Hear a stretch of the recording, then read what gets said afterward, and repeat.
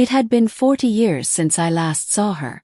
I was sitting by the window of my quiet little house in coastal Maine, watching the waves lap against the rocks as I sipped on my morning tea.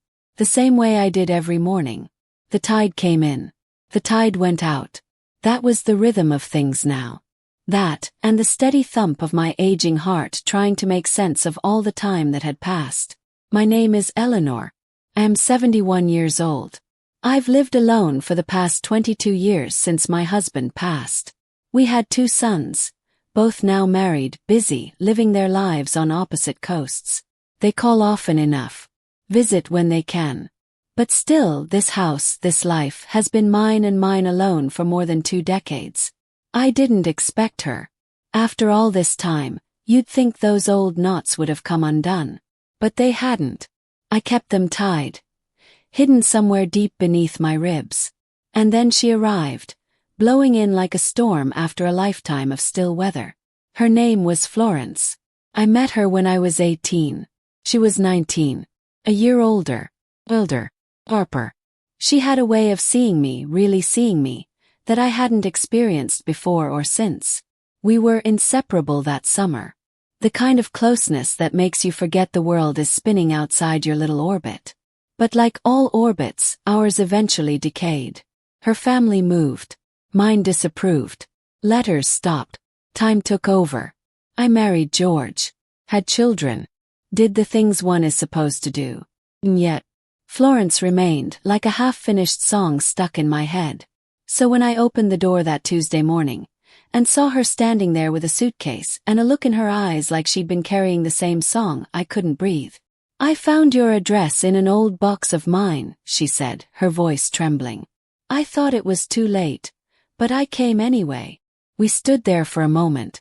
2 women in their 70s, weathered, often, but somehow still holding on to the echo of who we had once been. I stepped aside and let her in. For days we sat, talked. We laughed about things we had no right remembering and cried about the things we hadn't been brave enough to say back then. We cooked together, her pasta sauce, my cornbread. We stitched old memories into new conversations. Not trying to go back, just trying to find the path that brought us here. One afternoon we went to the old lighthouse. The same one we had walked to barefoot at 19, holding hands under moonlight, whispering promises we never kept. This time we didn't whisper. We sat quietly and let the breeze do the talking. Florence told me about her life, her husband who passed 5 years ago, her daughter who now lived in Sweden, her battles with illness, her art. She had painted hundreds of landscapes, each one a different season, and she had kept one portrait, from that summer, still hanging in her bedroom. I didn't know how to respond. The truth sat heavy on my tongue.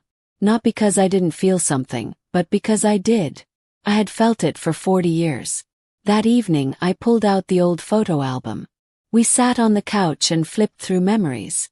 There we were, young, sunburnt, laughing on the pier. There was George, our wedding. My boys growing up. Life. Whole life. Florence leaned in. "I used to wonder if I'd find you before one of us was gone." I didn't look at her. "I used to wonder if it mattered." She smiled. "It always mattered." The next morning she made coffee. I watched her move through my kitchen like she'd always belonged there. The sunlight hit her silver hair just right.